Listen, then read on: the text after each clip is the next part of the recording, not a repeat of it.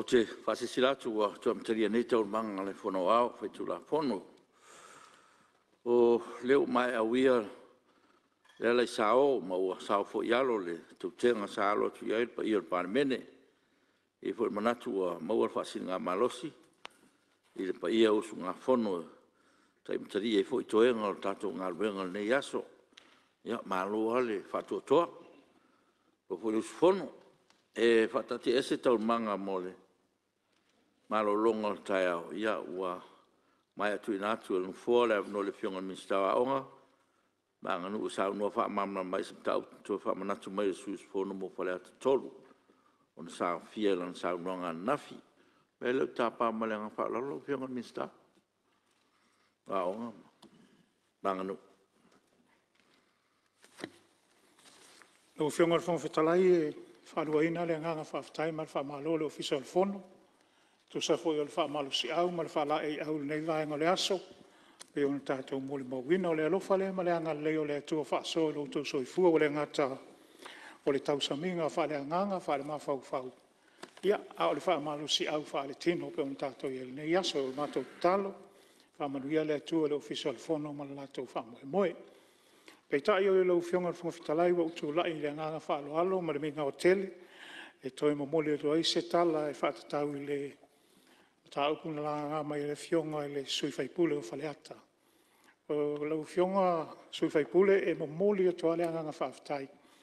O le awanoa le manutau wai e le o mawhai lavan tu la fua ina e le tātou whonatanga le nganga tāua lea ma le nganga whaamalo si au i le mata upu taua o onga.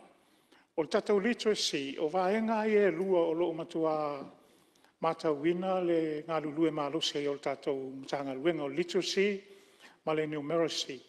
Mea tau whaitau tusi ma tusinga. Ia me se whao numera uia o se tasi leo mata upu onga le mo mia i o le sosoani alo ma whanau le atunu. Pei tai o lo tau ma whaipea le matanga luenga i le nofua iai. Ai avea fo ilu i tau e tutupu le taimi ma le taimi. E whao Sofia e moe aruanga i a matau mawhai ina i a sa ili fo pēa ma ngai pe iluma a wale wha moe moe o tato o tunu lau fionga. Whonga whetalai ma le malu nei whongtanga malu. I le mai tau wha statistics a tato wa onga ua e ele si tianga la i titi a ele si tianga tele me tau literacy i tono a onga se o tato o tunu. I tausanga pe lua tolu taruai sa mawalano tele le vaenga lea pe tai. Tausanga lente i nego mai tauina sina si tanga la i titi. O tele ta mai ti o mei e sema le level 1 au a ngai atu level 2. Level 2, 5% a ngai lunga ia le leona 10% ia le tūlanga o iai. O lea lai mai tauina. E mo ia e leo iesa si tanga tele a o le mea sili o iai sina pasene mei la iluma. E ele nganga ia ele o se vaenga fo ele vavena maua tali o se ngā luenga whai pēa pe 5, 6, 7, se furu tausanga ia ngā liali mai leo tau mawhainga umaia o lo tele por kalame mta ngā luenga e tau mawhai ai ina ia lui tau ina whai a onga ai maise o ke liva ina o le vaenga le i e tātou alo mawhana wa onga pei o se tali atu le lau fionga e tu sa o le whaafsile e whaaftaitele lau mo la menoa lau fionga. Alo, tai? Ia, pau whamane ina ne. Tai lava lau fionga sumaru, whale atu tolu. Whonga whono, mesi la fionga mistafa tai. Pe ia o le ala lau fisili lau fionga. O le tāua o le tātou tala noa. Maa malama po le ala po ngai o whafi tāuli. O na avisa o le tātou sosoani. Po le method, po resources. A whai lava resources. Rung kam koe whapopo ia resources sosoani ia. A whai o le method. Ia kam sui. O a pe e ka ua ala sau noa ngā lau fionga. Na matanga. Collective effort. O lo tal tonunga. Lau fionga mali. Le lei te le tātou ma. Tātou tupu wai. Nanga sa o fai tau tu spaia. Manango mele ya o ngā sa. Ma o i whiau. O lau tal tonunga. A le lei la fai tau wha sa moa. E le lei fai la fai tau wha igirisi. Maso mea lawe tu fai. Ia basics. No no winga. A fai tau tu e fo ia le mele. O le sa tātou o le iwa valu, iwa pasene. Ya te fai anta tu fai. Ai fa tai tele la fionga mo tani mai. Ya tona tatu nga lue ai mo le nga iluma. Tai, tonu lewa, maneno le vai. La fionga con le Poi no so son ya tu mta pula. Ya. Ale mta pune sa mato wina. In wa amata so soni ne al tato malo. Mal tu sanga fi solo voltor. Na mafua le so soni le malo. Ave ya onga ekalesia na ekalesia mulmuliane wa falau tele atu isi ya onga. Sa matele lima sulafi. Al vai temine be na si ya lea. Vai temine ne wa lo sufitu miliona mele wa yai. Ai fanga solonga of so sani nei. Na mato na anga ya na onga kalesia il taulanga. Ai te ilo wa anga mai no tal sanga mai tua. Ai me se foi o ngā kalesia. O inana mato winai, wa ngā ira lo le, ia le tulanga lea, ona ua ngā umamai i mna o tupele al malo, ai me se la ina ua whalau tele tuloa, ua ngā i na whatu pe le ai ngō le tele o le maua onga, whataitai. E kalesia uma, Lona wenga ua se mai le mea sa wai. O te mamrama le mele sa no e langa wala whananga sa wai. Sa tele mato wa o ngai whai. Mato i loa whai ele mato whai au e whakasaba le whaltua i pā. E na mato wa uianga u loa whai kaukusi ma whapopo i le whao tau sanga. O onga nei. Ai petaila woleto e faya onga ia ona o so sani la malo wa ngai umoma ia o fatu ina ia mau se leni le mai malo pela ina le na mafoi mo me fo e vatu so sani le simea ai umane wa afia toi mai simea ia le foi la il terminele wa wa nga i so wa penifiki umaya le ke le onga a me sa onga uma e kalesia onga ia fata tai yo inala tal solo e tawa la fa malosia fo yo fiso onga ma leo e asiasi po foi tonu wa tele me o va ia nga mo me ka lo ai le o mafa ile tulanga le o le faitau tusi ma le numela. Alo, tai. Ya, lau whianga min stape e sau whapuponga lea. Whautonga o tūnatu. Lau whianga o whawhetalai lea i paule nganga whawhtai le sui o whaipule mai le pā. Ono le tūlanga lea o le e ia tatonunga ia e se mai fwoi nei whainga malo ua umana ta atia fuafuanga mwha moenga o i tū le lei ma le tū tā ua. E tai o le lava o whaawau, ia o whaatele fo i o ese fo i nei tau, ia ai o le nganga whaafitai man whaamaro ua o le whaama i te tau o le lava e whaawau, whaafitai. Alo, whaafitai. Ia, te tiro mera o whionga suiparme. Ia, mori atu le nganga o whaafitai, lau whionga o whaafitalai. Mai se fo i o le whaasaunga maawalunga i le pa i o le mota i le nei tu lao le aso. O tole atu la fionga le whongwhitalai o no le mataupu sa ta ua le saunoanga a le fionga le Minsta. O le mataupu e whaatatau i le science, o le Scientology.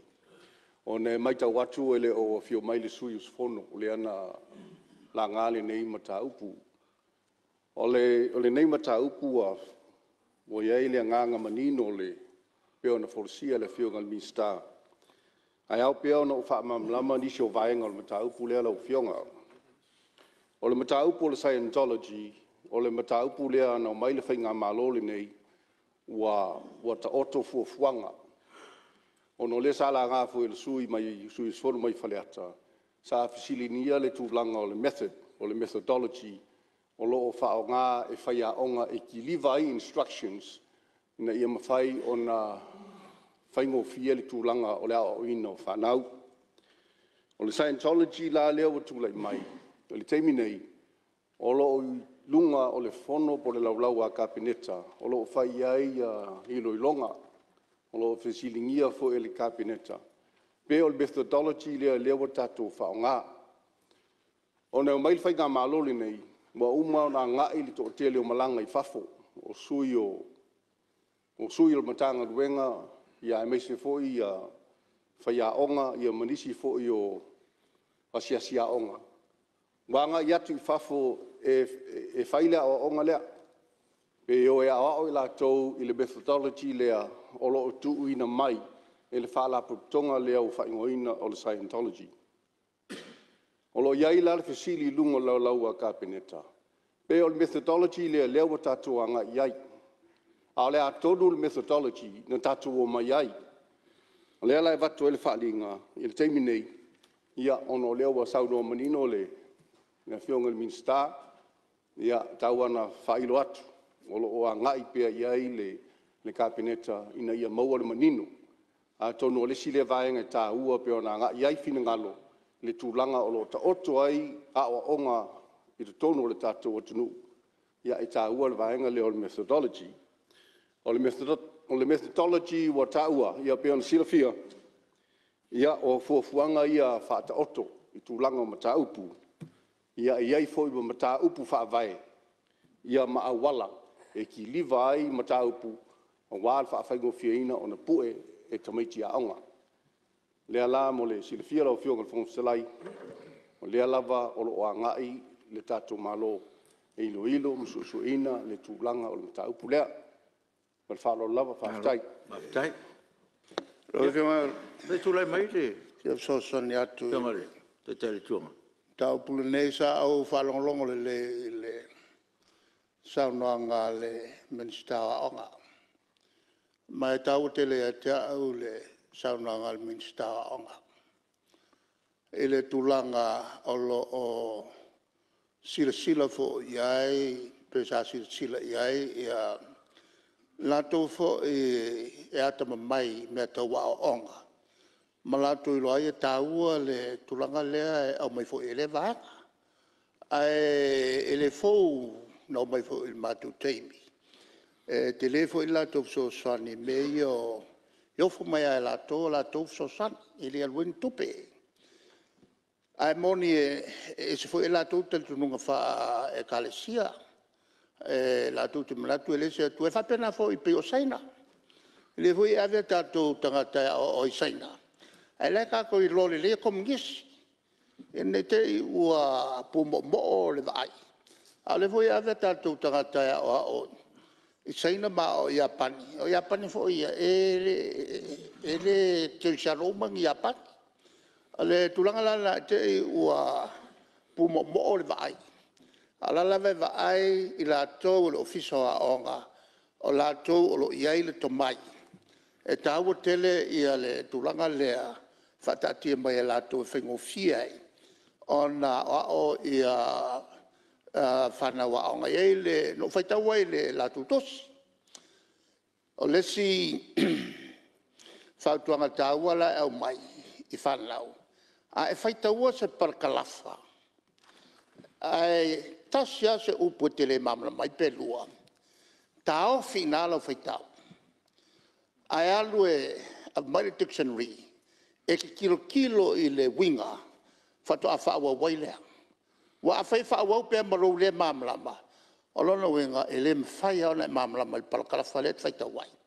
E le ani mea tau tapu inga o mai ei. O le fo iei ia tangata I Samoa nei. E se le tua le tapu iai. To te le lei ne tapu ia tangaloa. Le tua whapaupau Samoa. A le tulanga na lau fionga ne te I ua... na wa foi no wa mai sui a wa whatever sa fai tonu al kapelet o fen tu el na poto ele langa o tonu al kapelet lo fanga fo tala ta u tele tali ba te fiel tali manino la mai el minstawa Alo, whaafitai. Ia, teimi ne... Lau fionga fo fitalai. Ia. Mana ia fo ile whaapopo mai ele tai o le tuangai. O se mata upu tāua, o le whaalinga tu I nātu. O le naunau ta inga o le kabineta. Aua ni tātou te le vave. I tātou whaitete tūlanga whapene. O te lau ta ua fo se tūlanga o se kalesia po ni talitununga. Nā lenga la ngā mai le naitu o le method leo fisili nia. A le method lea, o le anga I tonu lava iai le Scientology lea. O le fuafuanga lea o le kilivainga o pol kalame. Ne I vawe ona malama. Tūlanga uma lava o tile o taua. Ai o le la ngā mai o le method ina leo a watu ele whaalinga. O lo silisila tutoa le tātou kabineta e le tūlanga leo le methodology. E leo o mawhatele a mātou ni talitununga manamea. E o te whaamo ia te fo, lea fo ua. O iai le vainga I tono o le soaswani lea whaala por putonga. Ai ao na tātou whaitete, o tātou te vawe. Ia e se I tau talatala te isi. Mau ili. Pe manuia I sa moa, lea mea, whaftai lau fionga. Ia, leo O whionga vong te lai o se me te whaasa. Ele o le tūl nei na langa tua.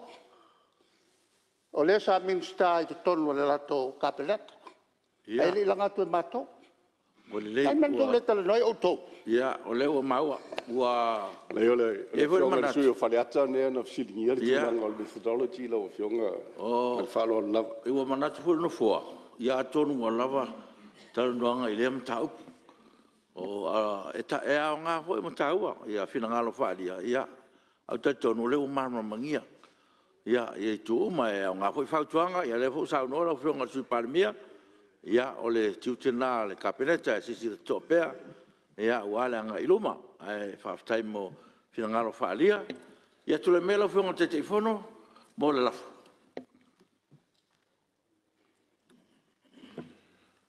Ia, mole atu le whaftai tele le au whionga te telefono, whaftai whai lau whionga le li minsta.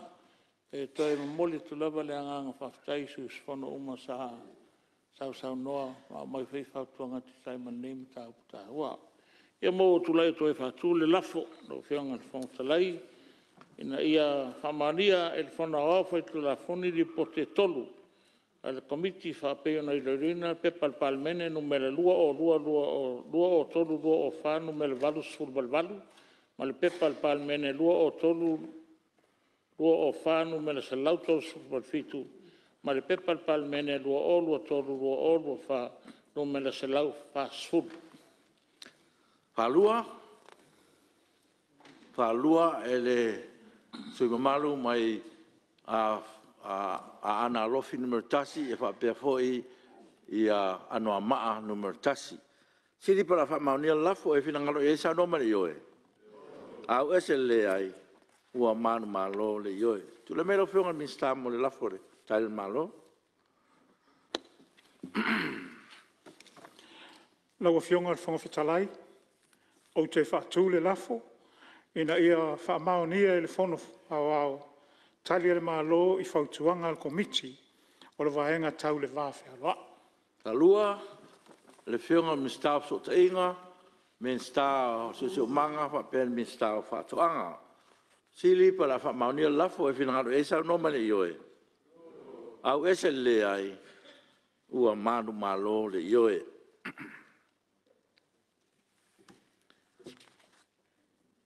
Wha.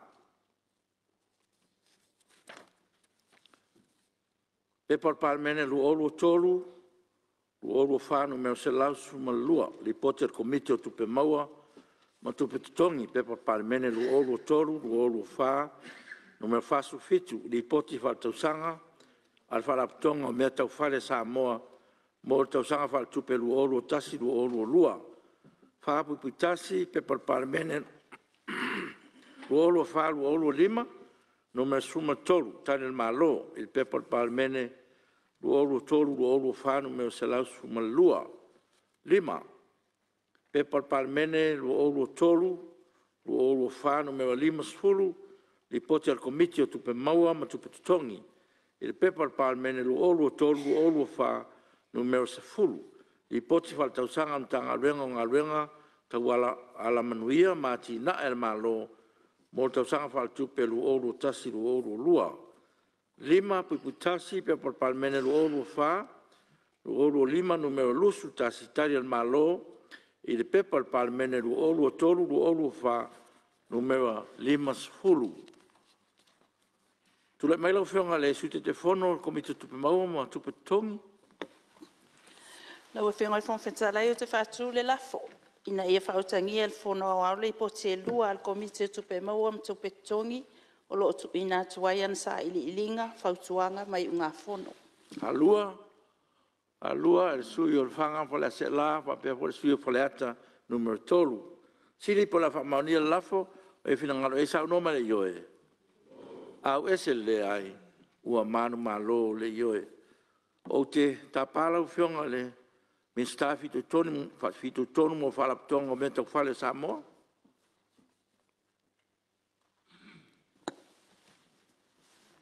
Faftai molo abanoa na o fionga fo talai. Ia wat fo de fa malo i lo fionga nei tai au. Fa toa ia me se fo de fa tau tai o tatou fonosu sa mo nei tai au. A wo tu la ia tu lo fionga. O te fa tu le lafo na ia fautania e le fono au tali al malo i fautuanga al komite o tupe maua ma tupe tongi lo fionga. Alua min stau ngalo tele, min stau tupe, min stau leo, min stau fatoanga. Sili po la fa maunia lafo e fina ngalo ia sa no mane yoe. Au ese le ai ua manu malo le yoe. Ia lewa mai fautangia e fono au, i poti il komite e peona fa ai lo nei, i fa pe fo itali tato malo, ia o lewa mai temio tato fe la fulafo ingai, tato di poti e lua. Maloa ngalu rue, e whaftai mo tato ngā ruenga. Ia, leo to e ruas furono tato li poti. Ia, maloa ngā rue. Whaftai fui lo tō on sai. Ia, taimi nei wa noa mo stasi o sui fia sao noa. Ia, tulai mai le sui au noa maa numero lua. Whaftai lau fionga, whawhitalai. Tia wanoa nei tu maloi. Tau whai au toa i fo i se langona e tu saima li poti e tolu a e lua o a tano ina. O le mone atu whaftai komiti, tai whono komiti, e wa pēr fōi i a peonga minsta, e wa pēr i a lo fisili ma pūlenga o whalapot putonga ia, po mtanga adwang fōi. O le Whalapot putonga o me tau whale ale malo. Ina ua tuana i ai a whaati tele sa fia ai a tato tunu. Le wha ofa ma le wha vale lia. A ele to wha al whainga malo. E nā vai tau. E wha tula i le manatu le. Pionga el mistau tupe na vai tau le sunga tu la e pasa lele. Tau ona fa vai statu fa la potonga me tau fale. E tali atuai ele mana. Ma le tangi mai o tangata o le atunuu vai ta mau ainga. Pia mausi se leni fa le ai o la to maota malawa. O fa le ngaina ya fa tele. I leo pō male e tūlanga fo isa eina vai tau. Mawhatia o nei a inga. Oti fōri se leni o na o tele o meo whalenga ina. Mano losi o nā matangi sa aafia ile atunu. Lea la na whatulai mai e tātou whalapo tonga lea. Ma o te le fisoswani. Ina ia inga vai tama inga mai lava na vai taimi se o me nei vai taimi. Ai taua na wha mawina wha tai. E lea li i pursili wha pēr pulenga mtanga luenga. Whianga whaere mi stau tu lai mai. Na le matau atu. Mau atu pe mau wha sili. Lua tesi maleono miliona. A se whailonga le lei foi lea. Mora tātou whalapu tonga nei. Iai foi masalato a seta. Mwhai on whatauina. E tasi o whanua me whale tono taulanga. Si tia ai se tūlanga le lei on whalapu tonga. Ina ia maua pea tupe. Ia awa la tō vai to mā inga sulu mai i le whalapotonga mo se sosoani. E leo nā tia fōi tūlanga nei vai tau tātou iai, o lea tātou tele tea ese atu ma vai tau o matangi mā nosi. A se langona fia lai, e lo sui, o le iai na i se leni ia, tupe mo whaasili, whaasolo mai ai, e o mai fōi nei vai tau. Ia wala ia ni vai taimi leanga, po ni vai taimi oso ai matangi mā nosi. A o le tūlanga i le tului. E o fionga ni minsta. E toi sirisila i tului o tātou no ngā tupe mai le wharaputonga. O isi whai tupe i ai o lo mau lau te isi a tului lo tului o te vai atu i ai. Sfu whapasene le i ai mo meo no ngā tupe whamauina i tangata po seini fo ia pe whamau ni e tangata personal guarantees. E lau tā awhi e whaisi maununga te isi a sila. E whai on tu te isi lalo. A whai o leile tūlanga o le tau tupe an whaala po tonga. Pava pe o le sound the financial position of whaala po tonga. I se sila ne. E o whai mo nonga tupe whamauina i whanua. Le su tasi paseni. E taimi nei. Na mata me la sumo mua mati lua fe no suma fa ia tulu i fo ia. A watu stusa te lo isfa tupe ia o te mata watu e o lo faisi maulalo te isi o isfa tupe. A se tūlanga so soani mo nai tangata ia vai tamawai. Ma fua istala. Ena ia mo fo isa manoa. A me se mo meo personal loans. Me mo singa top up. Me nei vai tau.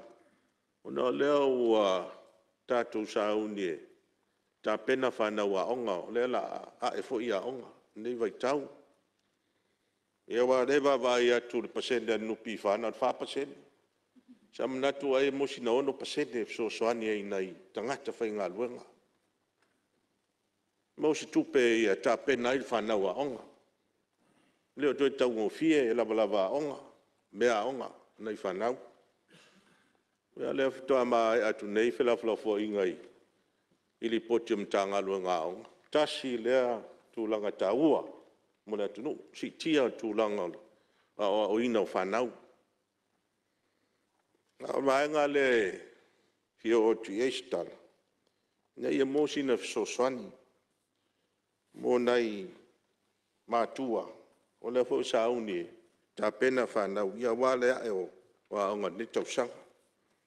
O le matauina le lipoti a le wharapotonga mtanga ruenga o wharapotonga le malopo le MPI. E le i maua le 2 miliona i le hoi piriota pena me lipoti. Tupe sa tau na maua. Tupe sa tau na au ina mai. E se sisila le mtanga ruenga, le pulenga malawa fionga le minsta. E tau na whamalosia. Ea ma tu i metanga luenga e wharapotonga e tau na tongi la to dividends a ngai le. Anai le malo. Ia wata to atinai. Na wata tu peino atinai. Ata to malo. Ia waso longa le leio. O mea lo manau mia. Na ufionga le fonga talai. Ia pe na nai mai natu ia amata tuai se tala le. Tu sai mnei li poti ua. Por sia lau a fono mo tano. E fa tai tere mo le noa. Alo, sao noi. Lo fionga sui ona ma numero lua. Ya, ma lo sao noi. Taupu.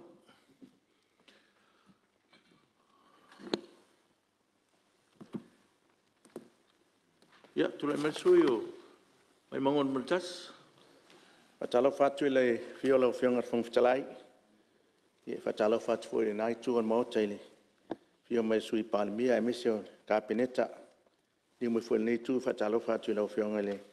Te tai le tuangai ma sui te tai ma sui ma malo le. O le nei mota. E moli le nganga whaftai al nei tu malo i le fionga le minsta. Ia e ono ia tanga luenga nei wa tu ina mai tonu. Moli foi le nganga le whaftai i le komiti. Ia mesio tai fono o lea ua tu lai mai le minsta. Ia ona o le li poti matango fia o pea ne mota. Moli le nganga le whaftai e whapitoa le whaftai i ofisili ma pulenga o nei whala putuputonga po mtanga luenga malo o tu ina mai tonu al mota. E mua sa matou whamtalanga i le tūlanga i le lipoti al whalaputonga o le malo ia. E moli ale nganga al whaftai le fionga i le tamaitai pulisili mal pulenga.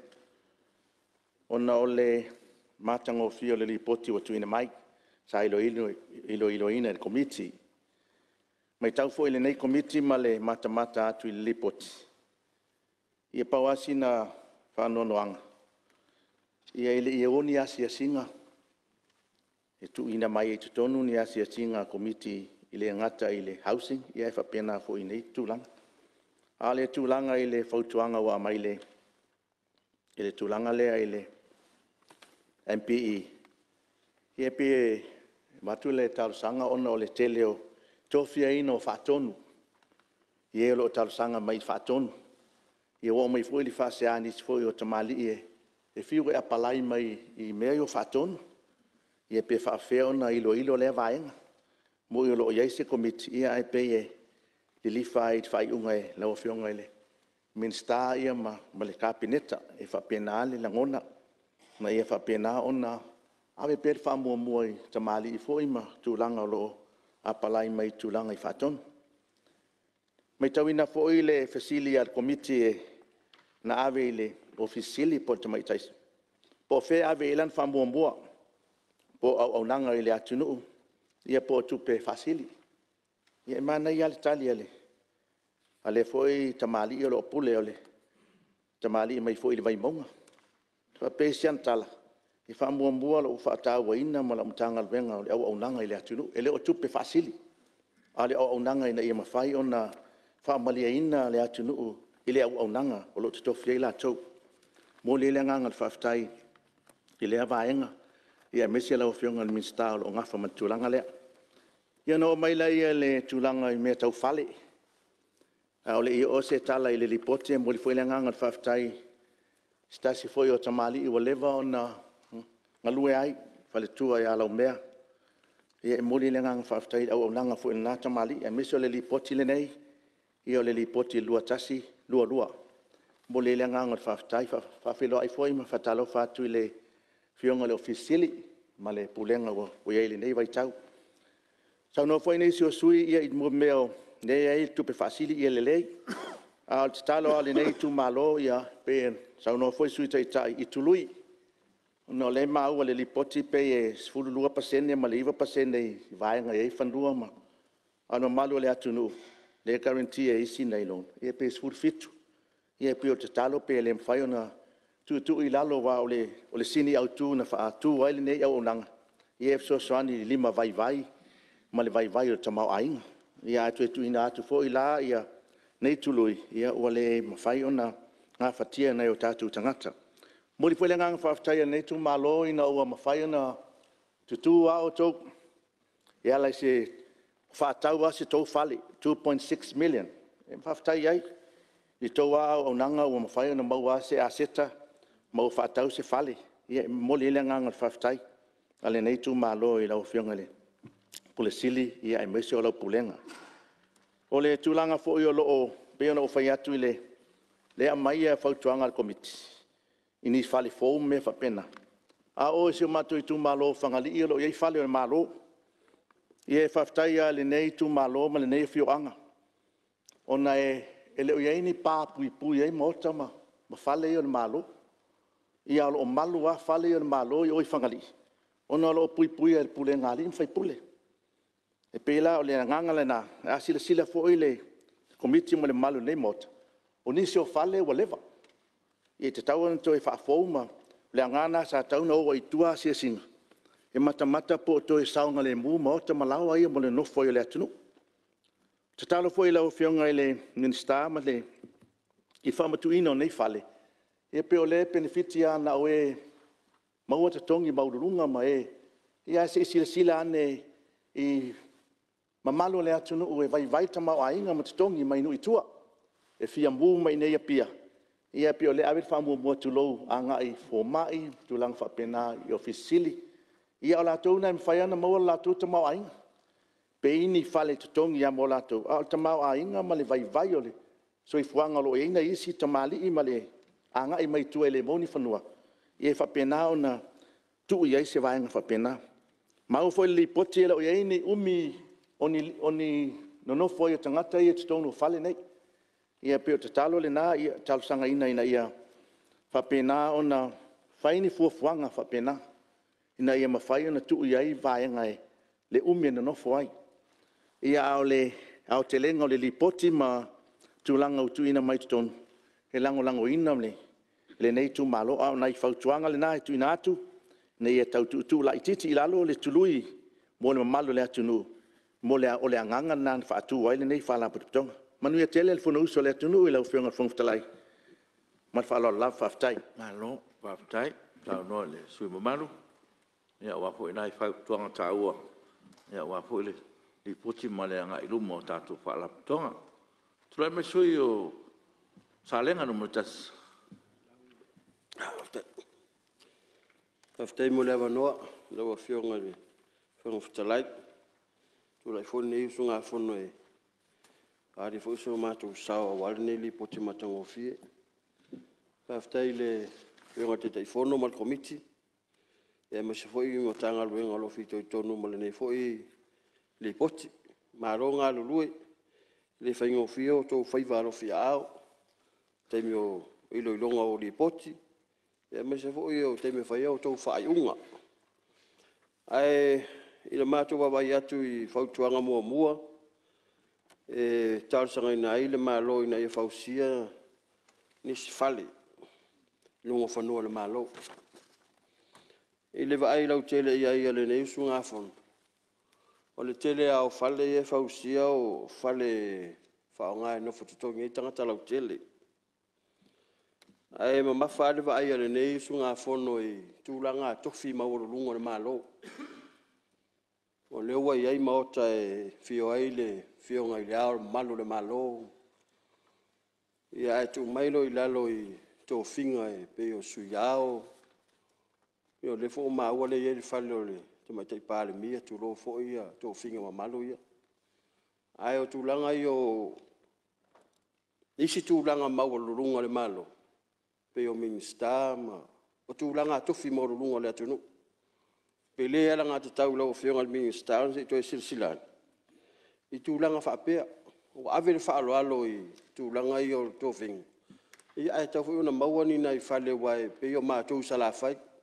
Turo fo ye minista me salafa ele o mautu le leini meno no fo ini tu moa ai au ye le famanu yanga le ina ye mawai fo le no fo anga le I lo le o no fo totongi I si fale manisi no fo ai na ye fa faingo fiele ngaluenga fa awa awato finga wa to fiai e pe yo le fionga tu lo fo la wo fionga le fo fitalai e te tau ona ma oti I lalo finga fa vai le malo mea tō tino, whale tō tino le malo, e no nofo o tō wafionga. Tātou te le tō mau nei tō whinga.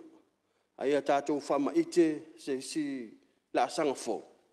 Ne ia mana ia pia tō whinga maururunga ia. Pei fo le fionga I le, te tai o le tuanga. Io tūruanga maururunga whapea. E tau ana o ia ile sila le atunu. Ai mai se tātou ia whaia tū la whono. Ina ia mawhai ona, whawau pia whinga whawai. Awa o lewa tele na ave fale ia pe wa su ai tatou tupe. Mau ai le tamau ai. Ai tatou sila lele. Tūlanga tofi maururunga o le atunu. Whamasino sili. Presidente whamasinonga. Ia matūlanga whapena. O le ala leo tu alalo atu ai lewa whionga I le minista. Ia ngā sila nea si whautuanga atu ale. A neusu ngā whono. Ia mō se si whainga whawai anga I luma. O mai le whautuanga lona tolu. O tūlanga leo tului. Ia, o leo te whai tau atu lalo le tali le malo. Wala na tuulunga tului. Ina ia maua I pele tupe a walve soasoani mo no ngā tupe a inga e vai te mau ainga. I o rea tātou te whaitau e manino malama lama. A o lau fesili ia wha amama lama mai. E whawhewhea ona I loa e tangata lima vai. Le a wala e whai eno no ngā tupe ia. Ai te tau na wha amama lama mai. Ia le whainga fo o lea no ngā tupe. A waile o iloa tele tangata. Ai mai se ama tau ia tu lo foi nei ainga foi e le lava lo tama ainga la e ola le moli foi le moli matangi ia o la foi tau toso tu le wai tu e o au watu le el tis ia mai se la se foi tu malo e o mal terminei le o watu arso vai le I se afio angol le tu malo ai pero la wala yo tu pe ia ai fa ngai foi se si vai nga pe a tala fe ngai ai a foi ole ia fa o pe le tu lui ai a whaawa fo ia le sosoani mo nai ainga lima vai. Ia pe o se sosoani atu na ma se tu alalo lau whiunga le minista o lo fito tonu ma lea fo I vaenga le mta ngā luenga. Ia manu ia tele le sunga fono, tai fo lau whiunga le whanga whatalai, mo lea vano le sunga fono, manu ia. So, tai mo le saore, whiunga sui malu mai sa lenga na maritas. Ia, tuna mai sui o. Le pata I tupai lunga. Ia, whaftai, whionga whatalai mo le wanoa. Ia mai tau watu ia o lea toe fitu ia minute o ia ona mai ele tātou whanatanga. Ia la tau whai atu ia nina I motunga a whai umai tātou fitu minute lea. Whai umai ali pata tātou whano nei aso. Ali pata I tupai lunga. O le li poti lea I le wharapitonga lea o tauala manuia mati na el malo o le MPE. E isi vaenga lea mai li poti komiti o lo o iai lava le tūlanga lea pe o lo fite na I lava. Ia vaenga ia lua o le public trading bodies ma le vaenga lea o le public beneficial bodies. Pe o vaenga ia e tau wawai ati ai. Pe e tau mātele a le fite na inga lea. Mai se a whaala potonga ia e provide le service fo I le social sector kai peo le ofisa o Suavai, pulengo Suavai, ia e mise fo I a fie fo I le marasianga whaere kise. E o le kulanga lea fo I le o leka kau whai e au mai kupe. But at the same time, kau whinga Amerika ko wha mua le service a pulenga ngei. O le Suavai o le necessity longa winga o se au ngai kakau lava nga ave. Kakau. I uka ko wha mua le kongia le pili. Ia mea whapenga. Maua kupe al pulenga. Ia ua le meat le take lea kaumwhai. Ia o Suavai, o le kise. Ia I so Samoa, pe ngofo ai kai le kalawha kai pe ngofo I uka le maunga. Ia o iei kulanga lea. O nga peo keiloa o le pongai fo I lea nga wha vai ai la lore. Whainga maa lo kaluai ia kulanga ia CSO. Le ka ua Community Service Applications. Inga ia kokongi la wal malo. Mai ngā kupe ia sa maa sangi kai wha milionga. Wha solo ko inga ilunga I kausanga. E ave wha au le lava ia kulanga le o service ia kakauanga oi. Ia fo I le malo le akungu. Ua pe wala ngā kuri kulanga lea o ngā iau keiloa la e si la fia le fionga fo I le mingska o ngā luenga sa mako asia. Isi o mako I kumalo. O lewa ngā umarsu ngami. Ia le ua over full kausanga o. Ia o loo kāngisa ia si o mako piko le yuka. La ua I awala. La ua uma whai la awala le ka o la umarsu ngami. La uka loko yuka. Ia o koa kele o la ko yuka aku I ngā lengas. Se e iai o ngā o a fianga sungami. Ia o lea o ka mufai Suavai. Pe ila o ngai vaenga ia e ka kau wainga whakaua kulanga leo service ia. Ngi ke ua ka ko whamamafa le trading body. Ia ai o lo ia beneficial fo ile le body o le kaumwha au aru ka ko service lea. Ia mao leo au mai fo I whau kuanga.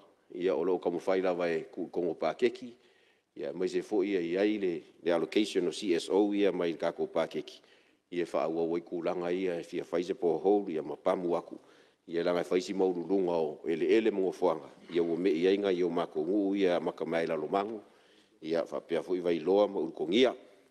O le kako se maila ia le li poki lea I me kau whale. Ia, le kere se mga kuia ia le. Ale ngai ku Ma ia malo. lau fionga sui malu se. Ma leu tā ua sua vai se. Tu lai mena fionga le. Ia, Sta ia malu. o tari pupua ku lava e ui lava e leo se ripoti i mātou mtanga venga. Ia ai o le tūlanga nā e moni le saunuanga le sui malu o lo iai le fsosoani al nātou von whawai e tūlanga le sua vai ua le aua nga i uta. I nisi fo vai nga ua otu ia le mamalu le tunu. O le whawhitauri nā lau whionga whawhtalai o le ua a makaunga whaanga soloinga luenga pulenga sua vai. Te mautino lava o le ua ta oto le lei ia tūlanga o le sua vai tau mafa. I le taimi nei upolum sa vai. A o le whawhitauri le ua iai. Ua ngai ia le to telefo malo le tunu. A ngai utatu. Ia, o ke leo o awhianga ia ua iai. Ia e mau ngā le mkulanga wanga iai. Ia le foi lau koe ngā lue le pulenga sua vai. E ngisi foi masinge kau posta le vai ngā iuka le mea wanga iai. Ia malo le tunu. Peo whawhikauri ngā lau o whionga. Le ua tula i mai nei le taimi nei. Ia le sa amata mai o i sa taua. Le whionga sa taua o papa ma maka mai i a opo. Ia le foi a whasosolo kula kulanga lea. Ai o le lava e tatunuinga fo i le tatou a mauta nei. Ia le ua le lei a toto sua fai pauanga o le kulanga le whawhikauri. Le foi a koe ngā whamalpulenga ma le whaaloalo. Ia ma ungai ma le taimi whawhitai. Ia, malo. Tau noe lau fionga le minsta. Ia, Whaftai tele le. Usua minsta o le ua whamanino tūlanga lea. Whaftai mo le tali whaalolo mai a le ua maua. Le ufa solo mai o ile i kule sifo sa wa isa kaua ma opo le ufa solo mai lua fe lua lima kalo aku amaka mai lo le kusai amaka mai ali paka fa solo mai e fa penga ka u fa kasi male lo nga ko melo e ka ulanga i ko fa le uma ia ia ma ka ko ngola fa ki wingo ka ko po kala mele nge ka usanga ma danga fa lo alo ia fa ftai o le kulanga ka ko la nga leo ka ko pulengo me ka ufali ole nganga ole whakunga re. Ia ole sosoangi lea mai sea ainga, vai ka mau ainga. Kulanga kau whale me whapenga. Ia kau vai a kuia i kulanga o kului. Ia kai su fiku ma kulanga whapenga. O ngai ese kulanga ko lele i kului. Ile vaenga le whamaungi a kanka whainga luenga personal guarantee fo lele. Ia ngai su fiku ia mesi o mea ia mo kesi ei whangua me whapenga. E pe asir silangi e kulanga le fo le wale fo e ka ko commercial banks ia e ala ko rate ia pe fa ku kusa pe me la kikianga la ko ila lo ka aver fa mo moi inga yo ka ku ka ngaka o lo inga ia ausia le mafuanga ma le ang kong fa ku wai le fa la pu konga so soangi inga yo ka ku ka ngaka ia fa le ia nga solo le ngai commercial banks ia la ngai fa ku si mo lunga o la ko a kului ma kulanga u fa penga nga si mela i kikialea, o nga le ke mai kau aku. O le sau le, i le afu, i le kali ana malo. O le au mai ku ulanga lea, koe fausia ngisi o fale o malo, i whangua o malo. Ngo fwela u whainga luenga ma ku ulanga whapenga. Ai pe kau whike nga ai male, male whapalangi. O le recommendation le sau i, build more rental housing on customary land. I pi si me fwile nga whamaumonga lea whasau sa. Nga o le au mai whau kuanga e whau, fale al malo i lunga whangu al malo. Ia ke u whai kaungi si pālangi ka koripoki. Whau fale al malo i lunga o ele whalangu. Nga ngai me fui whasao sao e ka whamau maunga. Nga o mea i koe o iei skemi o iluma. Ia e ngai sa si whapea. Ia ngai whasao ngai kalo koe malangang whaloalo. Ia umai a koe ia se leo ale pakai kupa i lunga. Ia u whikau i fui markaini. Lima mi unke den kuing mai. Malangang whaloalo whaftai. Alo, whaftai le, tau noa le. Sui malo le pata i tupaironga, ia, o leua tala te unga fo, le wha mai no saunanga, ia, ma le tātou taunu mo tātou teimi manawa, le yaso.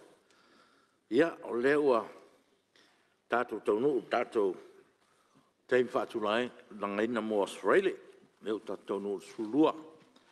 Ia, o le nganga ia, o le nei whatunanga, ia, o nai, i le taupisingia, o na le to tere sui mamalu, ia fo malanga sa la fai fa pe fo ta tu fianga tua ia mo fa mo fo fa un ol vaiaso me se sa uning ol sa ia ele fa ti tia la vole ngono loto fa tai ia whaaleo no tātou ngā luenga nei vai aso. Wha malo whaafitai le unsai, malo ngā lurue, ia malo foi le usfono, pa ia o tātou pārmene. Ia wa lau saa lava le, tō whāma le utanga i le longo nei vai aso. Ia ona nau ta inga ia si tia le anoliu so soani, wha aso atu pārmene mo mtafa ioi whaatino, al tātou malo, ia wha malo sa noa, whaafitai tā pena vi ia le rii, i lona potu whaasoa mai, ia sa awang ngā au ia le tātou whaasoa, ia le tātou tau manga, malo whaafitai, awe fo yes fale tono te inga fo ya lo fongia ma fa ta fe nu e ina tato sai il malosi mo to fa weno tato nga renga il na va es fo pe tu sai ma le lo fo le tua pa te foi fa lu ngom tanga renga ala ton tu mo te tato malo ya malo al on sai te foi mo le lang lo ngino to manga tato mo te nei fa mo ye le tu e to engo ne yaso sa mo le tu pele yo ta fa fia pa tai talo mo fa malo o lo tapo inga wa e manu yai la fa vo lo parmene pe fa vo yes fa le tono parmene ya aso watu wai malo puenga ya lo fongia ma fa mangalo tal fa wa lava ya tu mau le lo fa mar file mu le tua si o tatu tu no atoa me ngate sa monei ya fa pe fo le malu sa mo o afio pa au so sa tu no lo langi.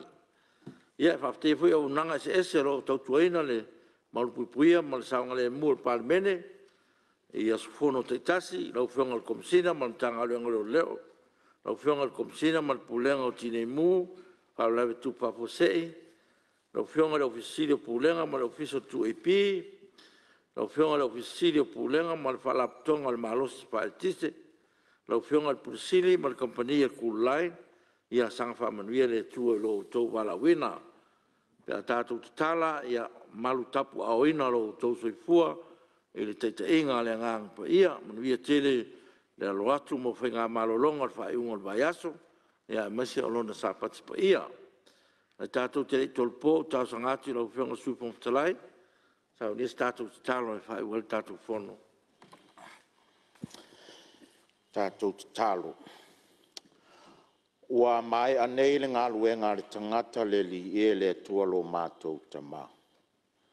Mātou wha moe le nganga pa ia na te wha atoa lo mātou le atoa ma lo mātou le ano. Ai ua mātou whaafitai atu i lau fio. Le uru whale mai a lau pale mene ma le uru whafo le neiva yaso atoa. Malo pule whaafitai lo alofa ma lo wanga le lei.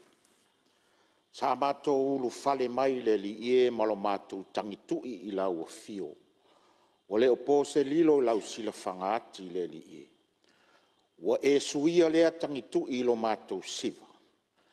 Awa wa amai lo finangalo e file muai sa moa le li e. Mātou whaafitai le ngang pa ia o lau fio le li e. Sa o ngā tutonu ia mātou filifilinga i le neiva yaso atoa. Sa fonga feta lai la wa fio. Sa tai fono la wa fio le ngā luenga fita sa whiangai mātou. Sa tapua ilo watu nuu le li ie ma le mautino. Ai wa mātou tari tonu le li ie. O e lava o le tua e whaavai i aile nei pale mene ma le nei atu nuu atoa. Ma lo whaafitai. Wa mai ala mātou ngā luenga le li.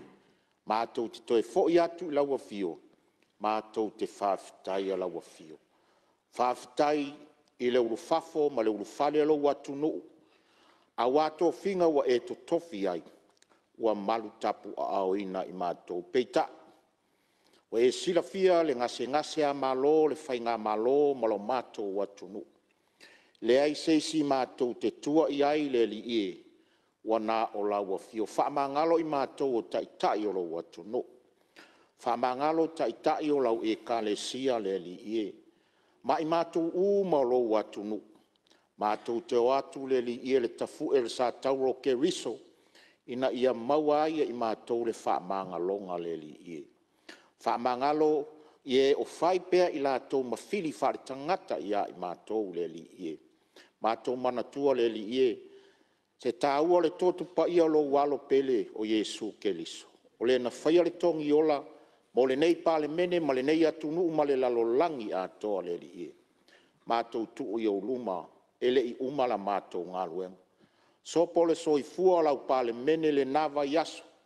Au maia le malosi le tino, fa au pengaina uma i mātou o sui sufono le mafau. Fa tonu folau ma fa atoa i o mātou tiute. Mātou whaftai atu le li ie le tuolo mātou ta mātou. Pe i o luma le tāpua inga, ala mātou watu nu le au mamalu le maloma le masiofu. Sa se tolu i sui o le fono sui tō fia le li ie mo lātou whaletua. Le ofisa o whaamsinonga le li ie, ai mai se lau au whai ngā luenga to tofu o loo tāpua i mai. A wā nganga o lo mātou watu nu. O mori soi fuolo watu nu le aso sā mātou whaalongolongo pēse alo fina ngalo fola ina mo Samoa. O na mātou whapea lea, o oe lava o lea tua te le tu lafua ina i mātou. A o le manuia ma le file mu i le nei pale mene le li ia o mātou whaatangsia. Ai mai se lo watu nu o Samoa, ma le au whaatua uma le lalolangi, lilingi mai au whaamanuianga mo i mātou. Nei se ia o le whaavavau lava. Amen. Malo, whaftai. O te wasisilatu a tōpo nei tō mangar whono au whaitu la whono, te really tu la iwa tōs fulu, i le tae au le aso lua su walo Januari, lua o lua lima.